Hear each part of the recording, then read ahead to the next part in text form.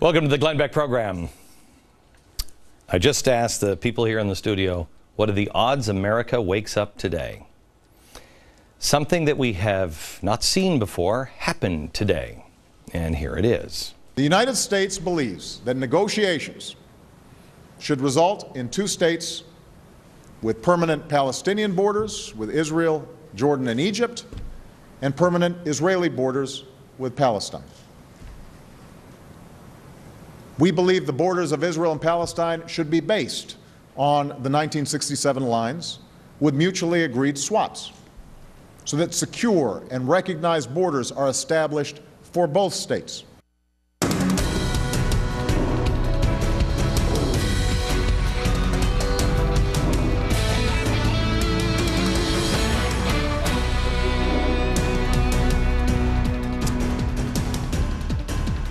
Who needs Yasser Arafat when you have the President of the United States recommending that?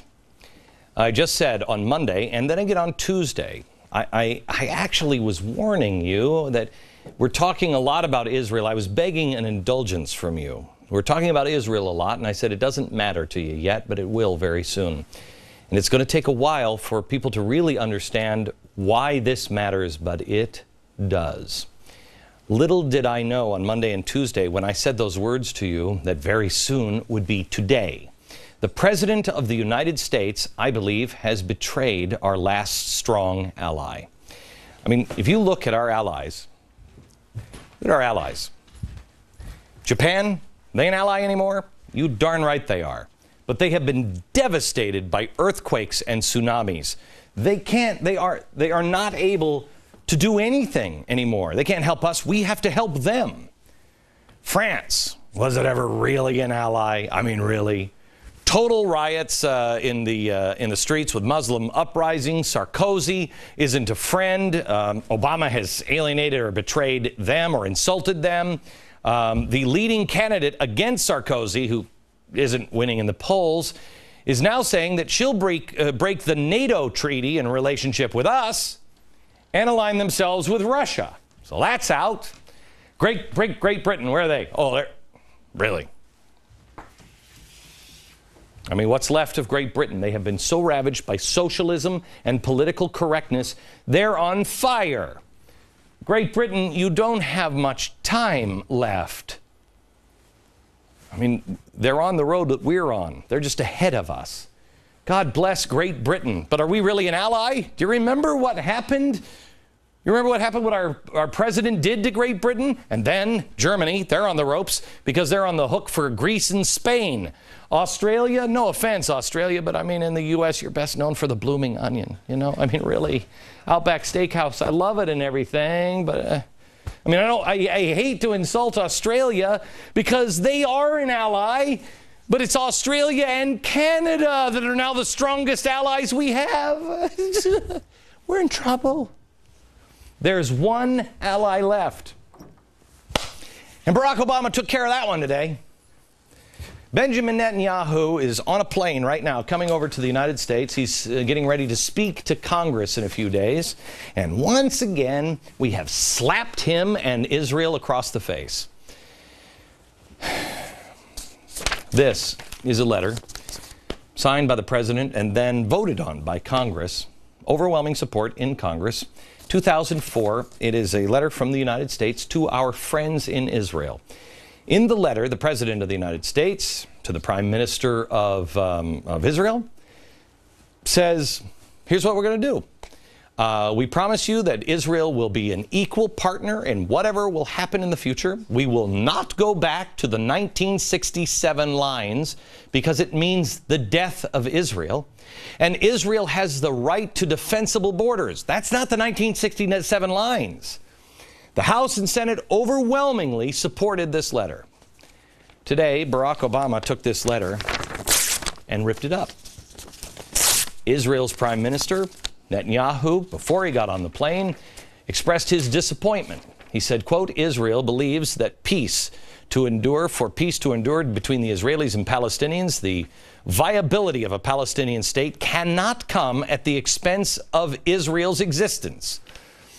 I announced on Monday that I'm going to be doing an event called Restoring Courage in Israel.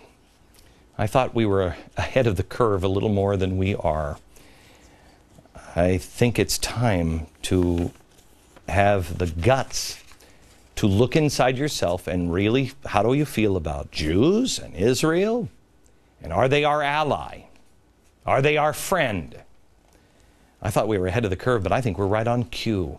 The call to courage is not just about Israel. It's about what you really believe in. Do you believe in the Western way of life? Because if Israel falls, the Western way of life will fall. And that is not hyperbole. It is the keystone of the West. U.S. News and World Report ran this headline last night. I was in bed and I read this and I thought, what are they, out of their mind? Will Glenn Beck's Israel rally hurt U.S. foreign policy? I thought that's not even this is about. This is not about policy. This is about standing with the Jews and the Israelis and standing against evil. Little did I know today he would give a speech, the one he gave. I mean, I believe our foreign policy has, quite honestly, has done the opposite of what I thought we were doing. I mean, will my event hurt foreign policy of the U.S.? I damn well hope so now. The president tried to play nice and point fingers at everybody. I'm fair, everybody, but his comparisons weren't exactly fair. The Palestinians, the big negative there was, they walk away from talks. The Israelis, they are occupiers, keyword, occupiers, and humiliating Arabs. Wow. Sounds to me like somebody's a little upside down on the good and evil scale here. It's either the president or me. Occupiers. Colonialism. The key to understanding this president is colonialism. And if you understand this president, you will understand you are not like him. And it has nothing to do with the man's color. It has everything to do with colonialism. Let me give you a little history lesson here, and I apologize for the butchering of this history, but this is 1917. This is the Balfour Letter, November 2nd, 1917. It was signed with England. Basically, England at the time controlled Palestine. There it is, Transjordan Palestine, the British Mandate of Palestine. There it was, went all the way over towards Iraq and Syria. That's what it looked like in 1920. Well, we were having a war. And through this document, the basic agreement was, you help us with the war and we'll give you a piece of this homeland. And so it was. But as always, the world goes against its promises. There isn't a damn person in politics with honor from coast to coast or the four corners of the earth. Just a few years later, public opinion soured on the Zionists in Palestine. So in 1922, Winston Churchill ordered the funds to be cut, and he said no. Well, they went against the promise. World War II comes up. I believe it was Harry Truman that said, hello, I've got tape. Have you read this? Because the Jews had been chased out of every country in the world, including ours to some extent. We wouldn't take German refugees. We just turned the boat around. So it was Harry Truman against the State Department that tried to kill Harry Truman on this, that taped it back together and said, wait a minute, let's give them that worthless, oilless piece of land. Let the Jews have some sort of homeland. Nobody wants them. That was done by Winston Churchill. Isn't it interesting that it was this president whose grandfather was jailed by the British, boxed up a bust of Winston Churchill that was in the Oval Office when he first met the Prime Minister of Great Britain. When I signed that off and crossed Great Britain off of that board earlier in the program, and I said, Great Britain, please, they're on the ropes. They're also not an ally because we aren't making them an ally. We had a bust of Winston Churchill that was given to the American people to commemorate 9/11, to show solidarity, that we stand with you. The people of England said, we stand with you, America. There's the Prime Minister sitting with President Barack Obama, and he's like, hey, by the way, you can take that bus back. And the Prime Minister says, no. I mean, this is a gift for you. You can take this to your museum. He says, no. Hey, Tony, come on in and box that thing up and send it back. That didn't seem right then, but I didn't understand the infatuation that this president has with world change to stop the colonialists. So, England patched this back together and gave the Jews the land. And now here we are. I told you last night that people who are anti-colonialist are going to make the same case that they're making against Israel. They'll make it against us. Remember, little Satan, Israel, great Satan, us. The Middle East is on fire, right? I told you last night that they would start to make this case about us. They would start to merge these two cases. Well, I want to show you something we found last night. It's a clip from International Answer, funded by George Soros and the Tides Foundation. Listen to one of their speakers on colonialism. Is that and this is something that makes the Israeli colonial settlement of Palestine more like that of the United States than South Africa, even while I maintain that they both have apartheid, different kinds of apartheid system, as did the United States. But the U.S. and Israeli models are more models not of subjugating and exploiting the population, but of the extermination or complete removal of the population. That the situation that exists in the Middle East today is very likely, and it's not just the Middle East, it's also the conflict in Africa. Many of the conflicts in Africa are really a direct outgrowth of colonialism. Okay, so people will listen to that and they'll say, I don't even know, what does it have to do with anything? And they'll dismiss it as just rhetoric or old news. What our founders believe, whatever. I'll tell you what our founders believe. Our founders believe the only way you could trust a theory of government is to know the history of human nature. And they studied it, but apparently nobody in Washington does anymore. I know a little bit of human history. At least when it comes to the Jews, it's pretty hard to miss the museums. The Jews haven't been killed. They haven't just been persecuted. They've been hunted down, chased off land after land, tortured, experimented on, and killed. They have been refused safe harbor by everyone, including the United States of America, when they were being exterminated. Then, to make it all nicey nice, we gave them worthless, oilless land. And they were happy. And they were our allies. And they have yet been attacked over and over and over. And now our president says, I'm just trying to help. You know what? The old things like colonialism might live on with some people. It might be old news to you, but it lives on with some people. And the old hatred of Jews lives on as well. Do you even know what Nakba Day is? Because I didn't. I had no idea. I'm learning all kinds of stuff about Israel that I had no idea. Nakba Day. It's the day of catastrophe. That's what Nakba means, day of catastrophe. Palestinians celebrate Israeli Independence Day as Nakba Day. It's celebrated like this. This is how they celebrated Nakba Day in surrounding countries.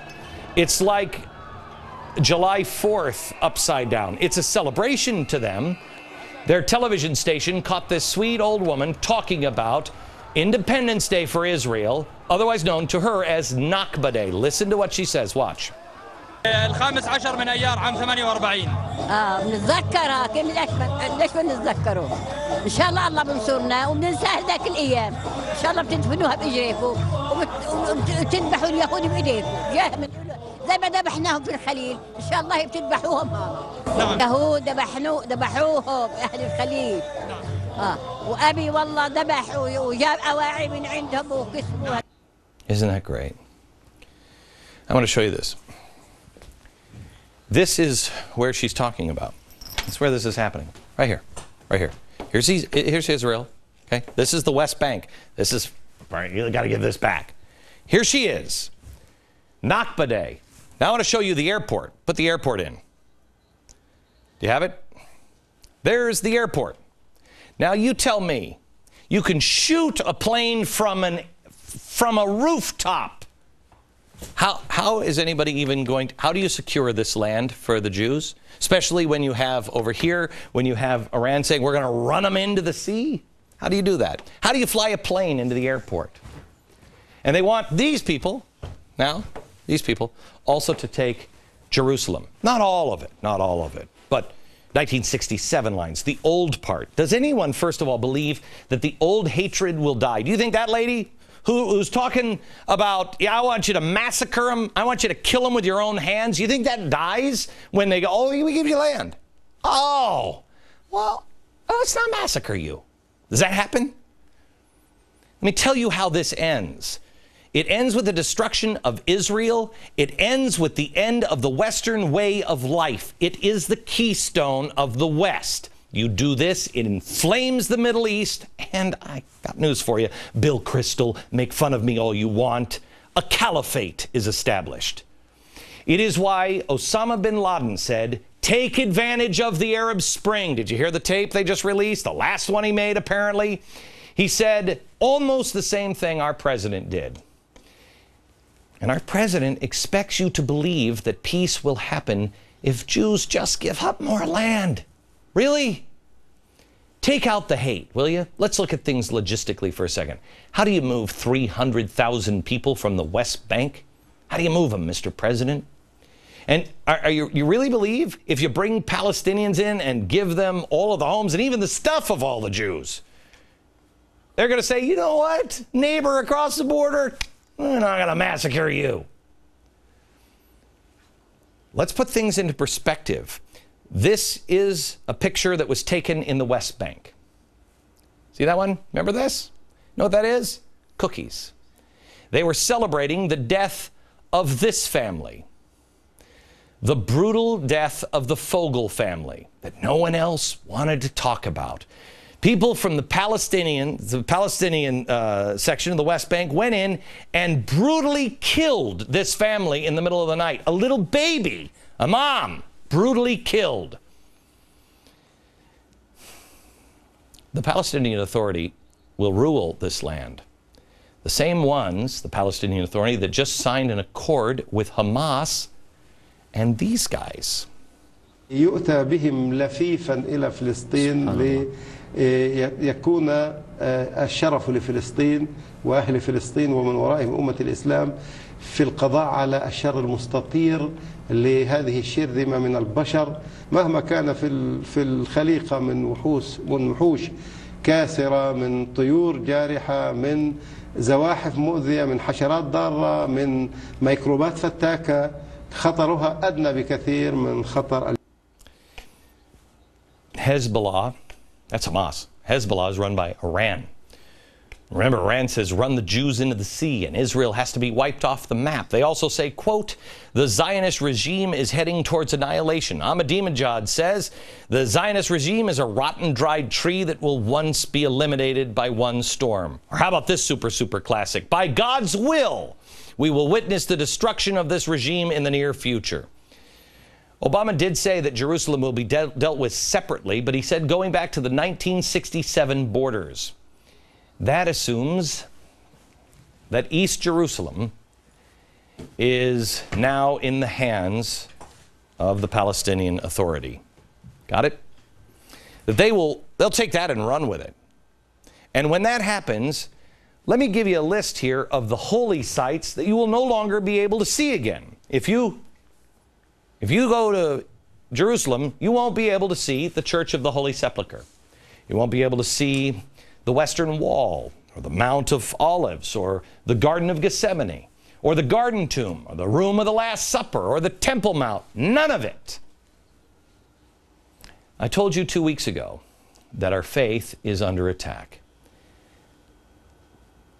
I told you that they would take our holy sites this week.